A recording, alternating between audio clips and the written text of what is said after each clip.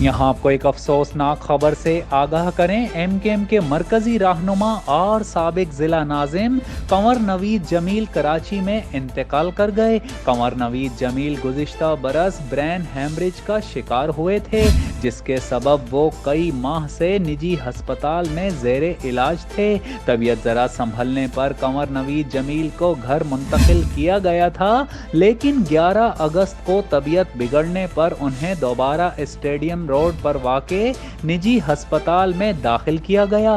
کنور نوید جمیل ہسپتال کے انتہائی نگہداشت کے شعبے میں زیر علاج تھے۔ کنور نوید جمیل کے انتقال کی خبر سنتے ہی پارٹی پر قہر ٹوٹ پڑا۔ کنور نوید جمیل کی نماز جنازہ کراچی کے علاقے ڈی ایچ اے فیز 1 میں ادا کی جائے گی، جبکہ ان کی تدفین کراچی کے علاقے ڈی ایچ اے فیز 8 کے قبرستان میں کی جائے گی۔ نیٹ ورک فیض سب کے لیے۔